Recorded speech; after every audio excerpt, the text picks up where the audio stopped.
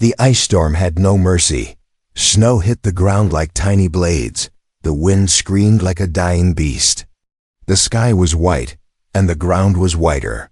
Nothing moved outside. Nothing lived in that kind of cold. But deep inside that blizzard, something did move. A small figure, barely visible, stumbled through the snow. Her skin was blue, her eyes wide with fear. She was just a child, an alien child, with no coat, no shoes, and no help.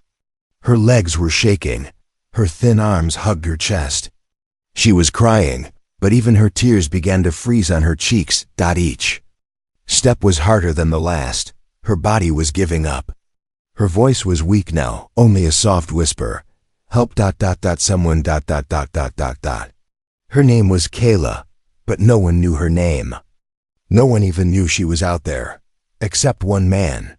Inside a heated supply vehicle, a human named Jack Rayner sat alone, steering through the storm. He was used to cold planets. He was an ex-soldier, now working as a supply runner for distant colonies. His job was simple: drop off supplies and return. No extra risks. No side missions. But something was wrong today. As he drove across the ice plains, he heard something strange on the radio, a sound he couldn't explain. At first, it was just static.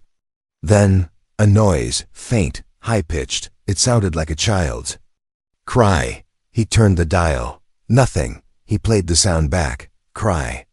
Whisper. Pain. His AI assistant, a robotic voice named Myra, said, "No life forms detected. Possible interference from storm winds." But Jack didn't believe it. That wasn't the wind, he said. That was a voice. Continuing. "Auto return," Myra said. "No. Override that," Jack replied. "Turn off auto return. I'm going out." "Warning," the eye said. "Storm levels critical, visibility low. This is not safe." Jack opened the crawler's door. Cold air slapped his face hard. Snow blew into the cabin. He stepped outside, wearing a heavy thermal suit. His boots sank into the snow with each step. He turned on his tracker. Nothing appeared. But he walked forward anyway. 10 minutes passed. Still nothing. Jack's breath came out in clouds. His suit's heating core beeped low power. He was about to turn back when he heard it again. A cry, this time clear. He ran over a small frozen hill. He saw something under a broken metal plate, maybe part of a crashed ship. Something small was curled beneath it. He rushed over and dropped to his knees. It was a girl. An alien girl. Maybe 6 or 7 years old. Her skin was pale blue, her hair white and thin. She wore a torn cloth that wasn't meant for such weather. Her lips were purple. Her tiny hands were stiff. Her eyes barely moved. Jack touched her shoulder gently. Hey, can you hear me?" he said loudly. "I'm here to help." "Don't close your eyes." She opened them a little. Her lips trembled. She tried to speak, but no sound came out. "Let's get you warm," Jack said. He picked her up. She was light as air, too light. He ran back toward his crawler. The snow was thicker now. The storm had gotten worse. He had to fight against the wind. His arms were going numb. But he didn't stop. Back inside the crawler, he wrapped the girl in heated blankets. He placed heat packs near her sides, gave her a few drops of water, and checked her temperature. "Hypothermia," Mira said. "Severe. Her body is shutting down." Jack grabbed the emergency stim injector and gave her a small dose. "Come on, kid. Stay with me." Her fingers twitched. Her lips moved. "Kayla." Jack leaned closer. "What?" "Kayla," she whispered. "That's your name?" She blinked. Jack nodded. "Okay, Kayla. You're safe now. I got you." He looked out the crawler window. No wreckage in sight. No ship. No colony. No other signs of life. How did she get out there? He asked Myra, unknown. The I replied. Jack narrowed his eyes. "Something's wrong," he whispered. "She didn't come from nowhere. Outside, the wind howled louder. The crawler shook. Then, a sound. A low rumble, not thunder. Not the storm. It sounded like footsteps. Heavy ones. Jack looked at Kayla. She was awake now, barely, and she was afraid. She stared at the door and whispered again. Not her name this time, one word. Run. Asterisk snowflakes melted on her skin. But not fast enough. Jack had carried the alien girl into his crawler vehicle. But even inside the heat, her tiny body still shook. She lay under 3 layers of thermal blankets, lips still purple, eyes half closed.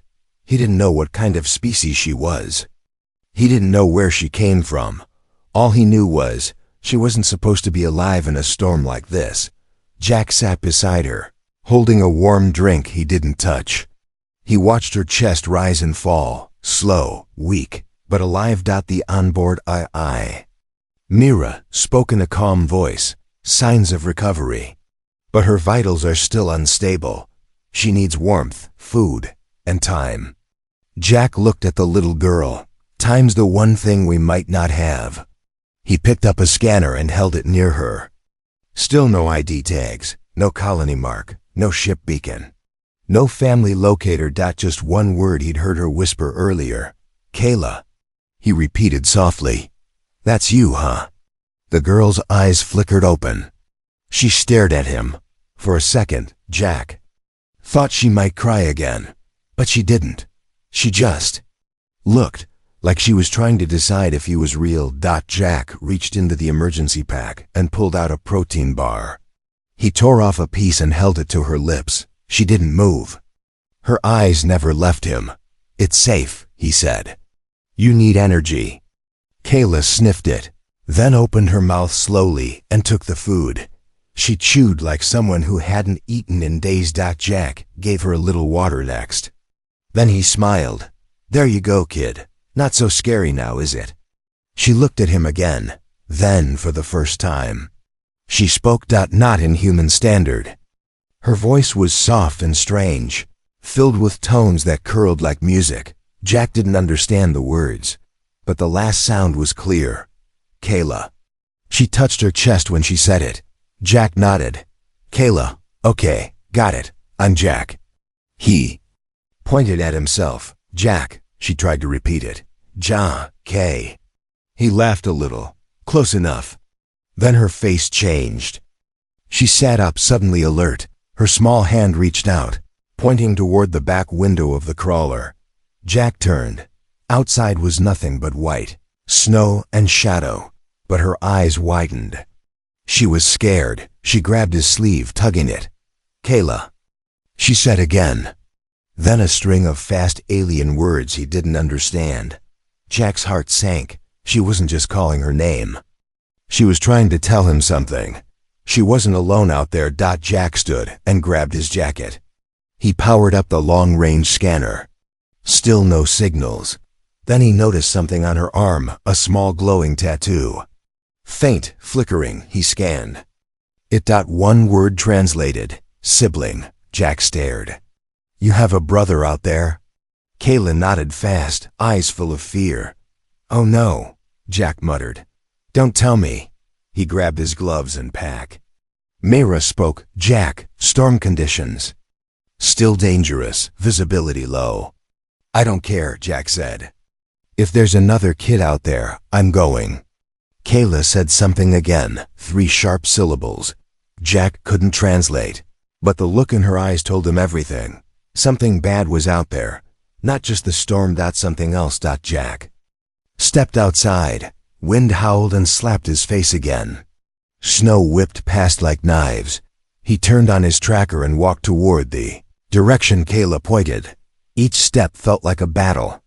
His boots sank deep. His breath came in sharp clouds. Then he saw it. Footprints. Small ones. And beside them, something much bigger. Clawed, heavy, inhuman. Jack crouched and touched the print. Still fresh. He looked ahead. Into the storm. Then, from far away, a sound. Not wind. Not a cry. A growl. Jack's blood ran cold. Kayla's brother was still out there, and something was hunting him. The prince didn't lie. Jack knelt in the snow, wind roaring around him, staring at the tracks that shouldn't have existed. Small footprints, light, hurried clearly from a child. Likely Kayla's brother, but beside them were claw marks. Deep, wide, heavy, whatever it was, it had followed him. Or hunted him. Jack stood up slowly, tightening the strap on his thermal gloves. He turned his head toward the shadows ahead. The storm was a wall of white, hiding everything. But somewhere in there, something was moving, something breathing. He pulled out his flare gun, not to fight, but to be seen, then pushed forward. Back. At the crawler, Kayla stood near the window, tiny fingers pressed against the fogged glass. She watched the white world outside. She didn't blink, didn't move. She knew what was out there. She had seen it. Her brother had tried to protect her, told her to run when the beast came. He stayed behind. She thought he was gone. Until Jack found her. And now Jack was out there too, fighting the same thing. Kayla whispered her brother's name again and again. Heron. Heron. She wrapped Jack's old jacket around herself and sat near the heater. But her eyes never left the window. She was waiting. Hoping. Jack's steps grew slower. The wind punched his chest with each breath. His scanner kept blinking, no life forms. Then suddenly, a red flash, weak, but real. His eyes narrowed. He turned toward a jagged ice ridge, a signal. Close. He climbed the slope, gripping the frozen rocks with his hands. And there, behind a large piece of crashed metal, he saw it. A boy. An alien boy, older than Kayla, same pale blue skin, same white hair, blood on his side. One arm holding a glowing blade, and his eyes sharp, wild, locked on Jack. The boy stood up, ready to fight. Jack raised both hands. I'm not your enemy. The boy didn't understand. He shouted something in his alien tongue and pointed the blade. Jack stepped forward slowly. Kayla, she's safe. I found her. He pointed back toward the crawler.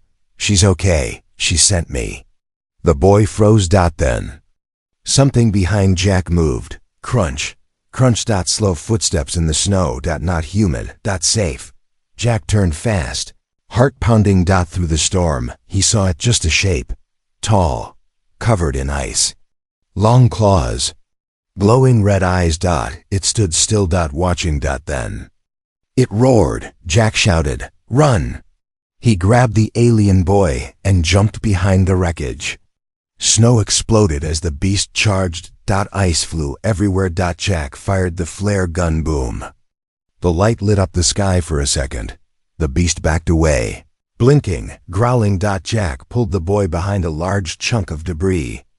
Stay down, he yelled. The boy didn't understand the words, but he understood the tone. They were trapped. Beast circled slowly. Jack looked at the boy, wounded, scared but brave. He handed him a heat pack, pointed to his bleeding side. The boy pressed it there, breathing hard. Then he whispered something. Kayla. Jack smiled through the fear. Yeah, that's right. She's waiting for you. The boy nodded. But the beast wasn't waiting. It roared again and charged. Raised his only weapon, a tiny shock grenade, and threw it. The beast screamed. Blinded for just a second, that was all they needed. Jack grabbed the boy and ran down the slope. Toward the crawler, toward the only warmth in this frozen hell. Kayla saw them. Two figures running, one limping, one helping. And behind them, a monster of ice and rage. She gasped and ran to the door.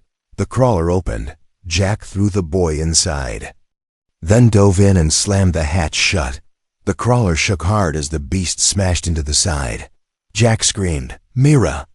Start the engines, full heat, full power." Engines engaged, the eye replied. The crawler sped forward, ice spraying everywhere. Kayla hugged her brother, crying, holding his face. He hugged her back, weak but alive. Jack looked back at them. Then At the angry blur in the window, fading behind them, they were alive. But the storm was far from over, and that thing wasn't done yet. Asterisk monsters don't always roar. Some wait in silence. The crawler sped across the frozen plain. Inside, the heat worked hard to fight off the cold that clung to their skin. Jack's hands trembled as he gripped the steering controls. The alien boy Kella's brother was alive, but bleeding badly. Kayla sat beside him, holding his hand. With both of hers, whispering soft words in her alien language, Jack glanced at them in the mirror. "Hang in there, kid," he muttered. "You both made it out," but something followed. The crawler's rear camera blinked static, then blacked out. Jack leaned forward, frowning. "Mira, status on the rear cam?" "Offline," the AI answered calmly. "Unknown interference. Possibly damaged." Jack didn't believe in unknowns. Not anymore. Not after what he saw in the snow. A few miles later, Jack spotted something half buried in the white ground. At first, he thought it was a frozen rock. But as he got closer, he saw sharp edges, metal. Wreckage. He slowed the crawler and stepped out. The cold slammed into him again like a brick wall. But he walked toward the broken object anyway. It was a small alien escape pod, torn open from the side, burnt and scratched. It had crashed here days ago. Inside he saw blankets, blood, and a family photo. 3 figures. A father, a son, a little girl, Kayla and her brother, but no parents. Jack's stomach turned. He looked at the claw marks around the pod. Whatever had attacked them hadn't come by accident. It hunted them. Then he saw something else. A tracking collar, broken and tossed aside. He picked it up. It didn't belong to a child. It was military issue. Back inside the crawler, Jack spread out everything he found. Kayla saw the photo and covered her mouth. Her brother looked away. Jack asked gently, "Your parents, they were with you?" The boy nodded slowly. Jack pointed at the torn photo. Kayla blinked fast, then said a word softly. "Gone." Jack understood. He didn't ask more, but in his mind, a storm of questions began. Who launched that escape pod? Why were 2 children alone? And what was that creature out there? Just a wild beast, or something worse? As they drove again, the crawler beeped. "New signal detected," Mira said. "Distress beacon, weak, coming from ice ravine sector 12. Jack's eyes narrowed. "That's off the main map." "Correct.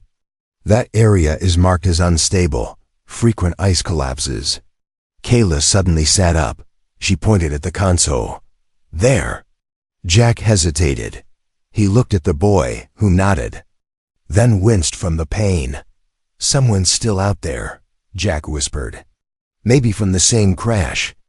Or maybe something else." Jack turned the crawler toward the ravine. The wind screamed louder here. Ice cliffs rose like frozen teeth from the ground.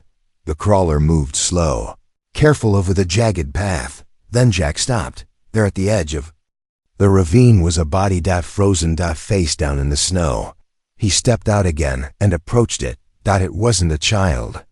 It was an adult alien. Male. Wearing armor. But it wasn't beast. Claws that killed him. Jack flipped the body gently. There were burn marks from a weapon. Laser shots. Too clean for a wild attack. He searched the man's pocket and found a half-burned ID tag, a military symbol. Same as the broken collar. Jack's mind raced. Someone hunted this family. The kids were left to die in the cold. He looked up and froze. Across the ravine, something watched him. It wasn't the beast this time. It was a ship, a black one, hovering quietly behind the cliffs. No lights. No markings. Then dash, just as fast as it appeared. It vanished into the fog. Jack turned and ran back to the crawler. Wasn't just a rescue anymore. This was a cover-up.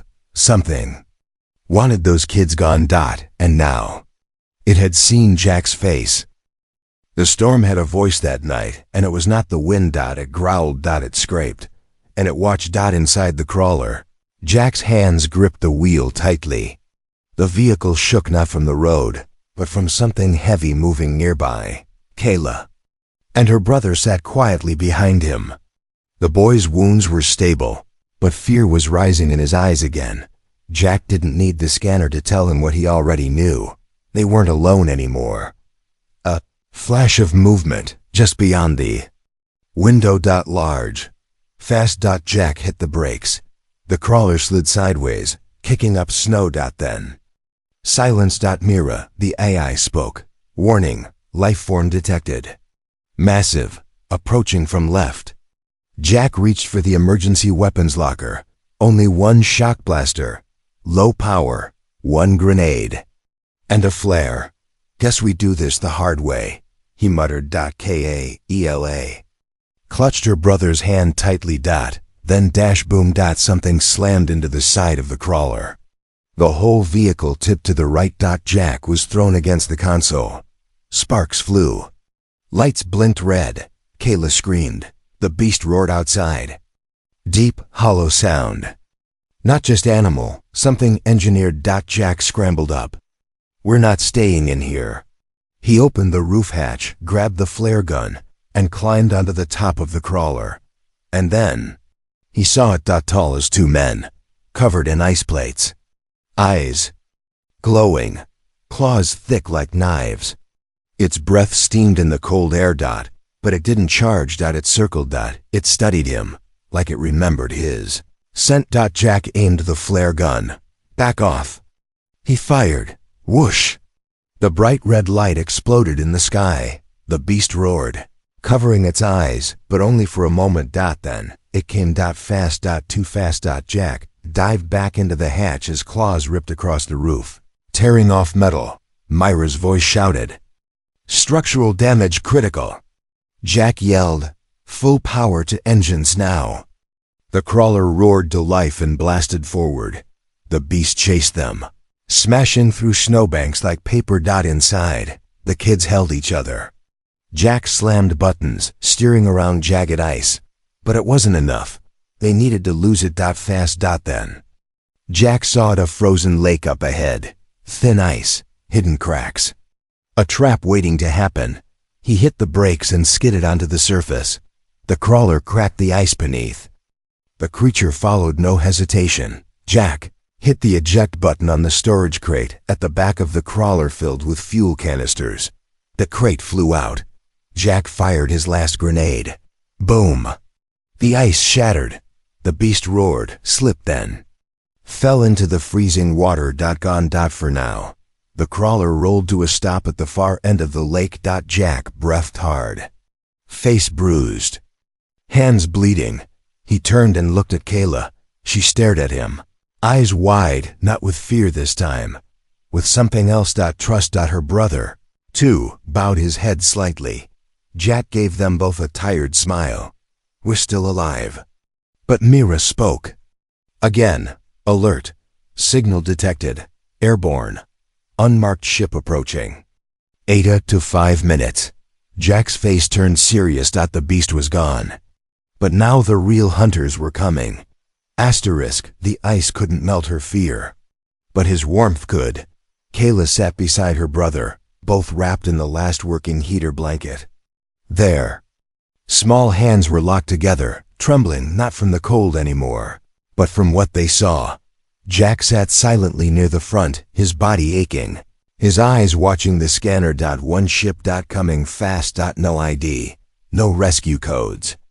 No answers, just a black dot getting closer. They weren't here to help. They were here to clean up. Mira's voice broke the silence. Unmarked ship now entering scanner range. Likely private military, cloaked registry. Jack stood slowly. Yeah. Figured. He turned and looked at the kids. Kala's brother held the shock blaster Jack had given him earlier. His jaw was set. He was scared, but ready to fight.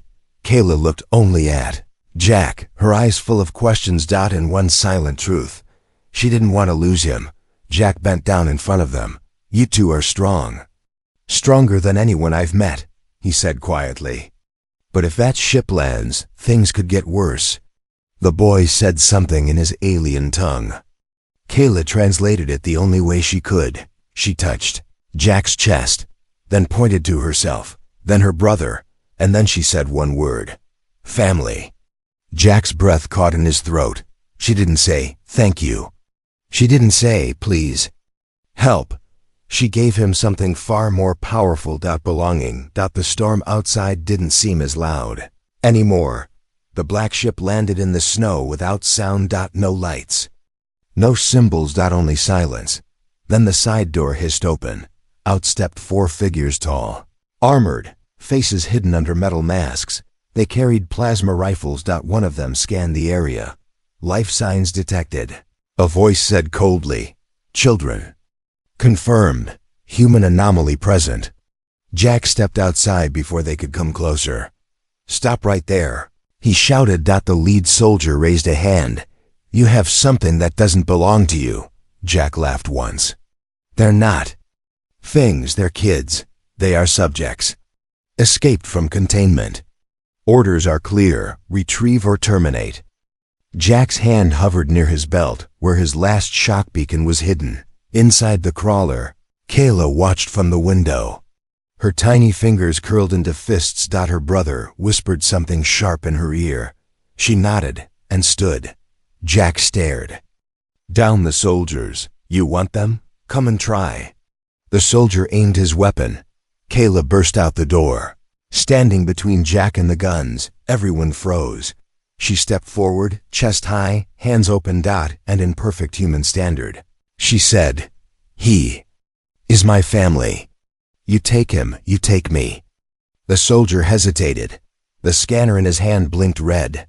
Then, a message came through, soft but clear. Cancel order. Political risk now high. Leave no evidence. The soldiers turned without a word. Back to the ship. The engines roared too. Life. And just like that, they vanished into the sky. Jack looked down at Kayla, stunned. You understood everything?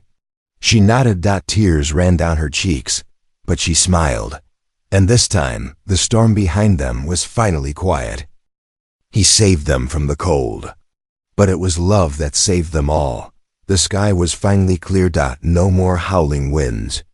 No more snow slamming against the crawler. For the first time in days, the sun broke through the gray clouds, painting the frozen world in soft gold. Jack stood outside, the cold biting at his cheeks, but he didn't mind. He was looking up at the sky, where the black ship had disappeared. He had no weapons left. No plans. Just 2 alien children, who now called him something he never expected. Family. Inside the crawler, Kayla was helping her brother wrap his wound again. She was careful, gentle, like someone much older than her small body. Jack stepped back in and sat across from them. Kayla looked at him, then crawled over quietly. She climbed into his lap without a word and rested her head on his chest. Jack froze. Then, slowly, he wrapped his arms around her. He didn't say anything. He didn't have to. Kayla's brother gave a slow, tired smile. This was their home now. Not the crawler. Jack. 3 days later, a real rescue team arrived, this time marked official and clean. They scanned the area, asked questions, took photos of the crash sites. Jack didn't tell them everything. He gave just enough truth to make them leave without suspicion. No one questioned a veteran who risked his life for 2 children. But just before the last rescue officer left, he asked, "Are those your kids?" Jack looked at Kayla and her brother standing side by side, watching him quietly. He smiled and said, "Yeah, they are now." Weeks passed. Jack filed his leave. He bought a small home near the mountains on a safer planet, somewhere quiet, warm, and green. Kayla loved the trees. Her brother loved fixing machines with Jack. They still didn't speak much human language, but they didn't need to. They were a family now, one built not by blood, but by a choice in the storm, a hand reaching out when no one else would. A cry answered, a bond made strong not by name, not by species, but by heart. And not even the coldest blizzard in the galaxy could break that.